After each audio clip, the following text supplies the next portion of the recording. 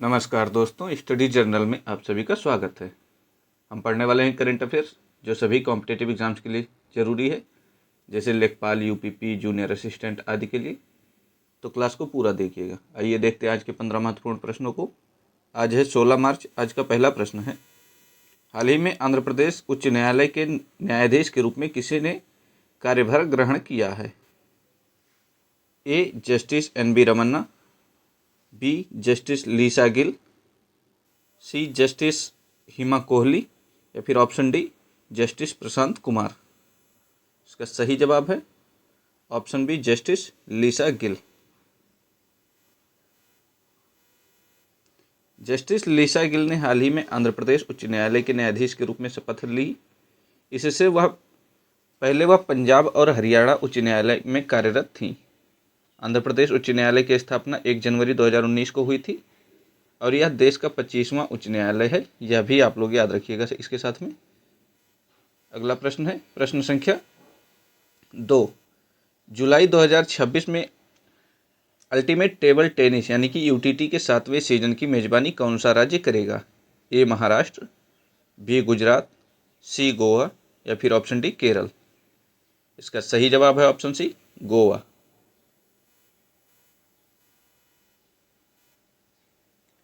Table tennis को बढ़ावा देने के लिए अल्टीमेट टेबल टेनिस यानी कि UTT के 7वें संस्करण का आयोजन जुलाई 2026 में गोवा में किया जाएगा।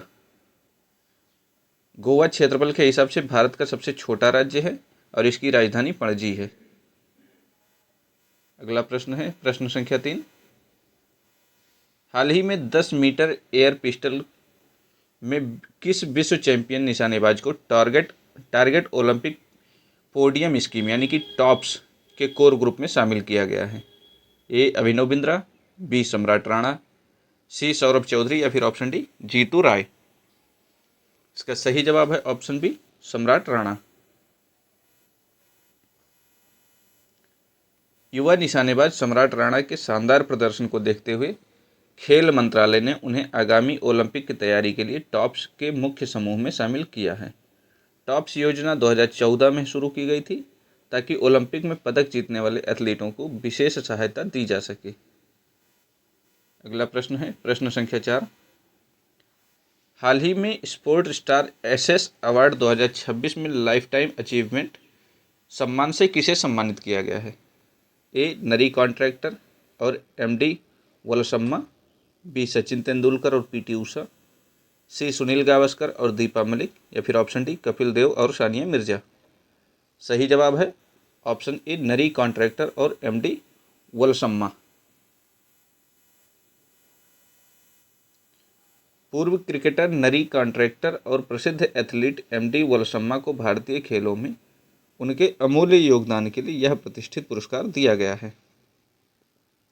MD वलसम्मा एशियाई खेलों में स्वर्ण पदक जीतने वाली दूसरी भारतीय महिला थीं। अगला प्रश्न है प्रश्न संख्या 5। वैश्विक आर्थिक झटकों से निपटने के लिए वित्त मंत्रालय ने नव प्रस्तावित आर्थिक स्थिरता फंड के लिए कितनी राशि निर्धारित की गई है? ए. 50,000 करोड़, बी. 1.5 लाख करोड़, सी. 1 लाख करोड़ या फिर ऑप्शन डी 2 लाख करोड़। इसका सही जवाब है ऑप्शन सी 1 लाख करोड़। अंतर्राष्ट्रीय बाजार में होने वाली उथल पुथल से भारतीय अर्थव्यवस्था को सुरक्षित रखने के लिए सरकार ने 1 लाख करोड़ रुपए के सुरक्षा कोष की योजना बनाई है। वर्तमान में भारत में वित्त मंत्री निर्मला सीतारमण हैं 2024 से ही अब तक। अगला प्रश्न है प्रश्न संख्या 6। वायु प्रदूषण को कम करने के लिए स्मॉग ईटिंग सतहों के परीक्षण के लिए दिल्ली सरकार ने किस IIT के साथ समझौता किया है? A. IIT Delhi, B. IIT Madras, C. IIT Bombay या फिर ऑप्शन डी IIT कानपुर। इसका सही जवाब है option B IIT Madras. Delhi में प्रदूषण नियंत्रण के लिए सड़कों और इमारतों की सतहों पर विशेष कोटिंग का परीक्षण किया जाएगा जो हानिकारक गैसों को सोख सकेंगी। इसमें IIT मद्रास तकनीकी सहयोग दे रहा है। अगला प्रश्न है प्रश्न संख्या 7। वित्तीय वर्ष 26 में 50 मिलियन टन लौह अयस्क का उत्पादन करने वाली पहली भारतीय कंपनी कौन बनी है? ए टाटा स्टील, बी सेल, सी एनएमडीसी लिमिटेड या फिर ऑप्शन डी वेदांता रिसोर्सेज। इसका सही जवाब है ऑप्शन सी एनएमडीसी लिमिटेड। सार्वजनिक क्षेत्र की कंपनी एनएमडीसी ने एक ही वित्तीय वर्ष में 50 मिलियन टन उत्पादन का ऐतिहासिक आंकड़ा पार कर लिया है। एनएमडीसी का मुख्यालय हैदराबाद में स्थित है। अगला प्रश्न है प्रश्न संख्या 8। किस राज्य सरकार ने धर्म स्वातंत्र्य विधेयक 2026 पेश किया, जिसमें जबरन धर्मांतरण के लिए 10 साल तक की जेल का प्रावधान है? ए उत्तर प्रदेश, बी मध्य प्रदेश, सी महाराष्ट्र या फिर ऑप्शन डी गुजरात। इसका सही जवाब है ऑप्शन सी महाराष्ट्र। महाराष्ट्र विधानसभा में जबरन या प्रलोभन देकर कराए जाने वाले धर्मांतरण को रोकने के लिए यह सख्त कानून पेश किया गया है। अगला प्रश्न है प्रश्न संख्या 9। किस राज्य सरकार ने मुंडा, कोर और हाशिए के समुदायों के लिए नए सांस्कृतिक और विकास बोर्ड बनाने की घोषणा की है? ए झारखंड, बी ओडिशा, सी पश्चिम बंगाल या फिर ऑप्शन डी छत्तीसगढ़। इसका सही जवाब है ऑप्शन सी पश्चिम बंगाल। ममता बनर्जी के नेतृत्व वाली सरकार ने आदिवासी और पिछड़े समुदायों और के विकास और संस्कृति संरक्षण के लिए अलग अलग बोर्ड गठित करने का निर्णय लिया है। अगला प्रश्न है प्रश्न संख्या 10। हाल ही में निधन हुए कुशल दास किस खेल से के पूर्व महासचिव थे? A BCCI, B AIFF, C hockey India या फिर ऑप्शन डी आईओए। इसका सही जवाब है ऑप्शन बी एआईएफएफ। कुशलदास ने लंबे समय तक भारतीय फुटबॉल प्रशासन में अहम भूमिका निभाई थी, जिनका हाल ही में निधन हो गया है। एआईएफएफ की स्थापना 1937 में हुई थी। इसका मुख्यालय नई दिल्ली, द्वारका में है। अगला प्रश्न है प्रश्न संख्या 11।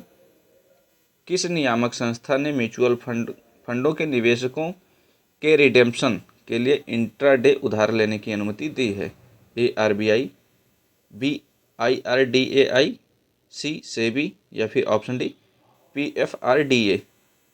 इसका सही जवाब है ऑप्शन सी सेबी।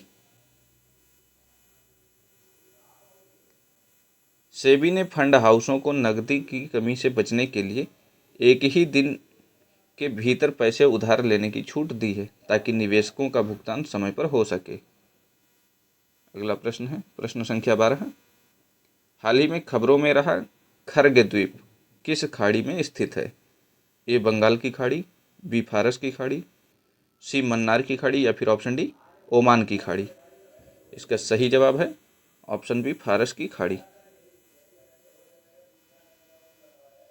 खर्ग द्वीप ईरान का एक प्रमुख तेल निर्यातक टर्मिनल है, जो हाल ही में भू राजनीतिक तनाव के कारण चर्चा में रहा है। ईरान की राजधानी तेहरान है। ये भी याद रखिएगा साथ में आप लोग। अगला प्रश्न है प्रश्न संख्या 13। किस संगठन ने ट्रेनों के में अवैध बिक्री रोकने के लिए देशव्यापी अभियान शुरू किया है? ए दिल्ली पुलिस, बी भारतीय रेलवे, सी नारकोटिक्स कंट्रोल ब्यूरो या फिर ऑप्शन डी नीति आयोग। इसका सही जवाब है ऑप्शन बी भारतीय रेलवे। रेलवे सुरक्षा बल यानी कि आरपीएफ के माध्यम से ट्रेनों में अवैध शराब और गुटखा की बिक्री के खिलाफ क्लीन ट्रेन अभियान जैसा सख्त कदम उठाया जा रहा है। अगला प्रश्न है प्रश्न संख्या 14।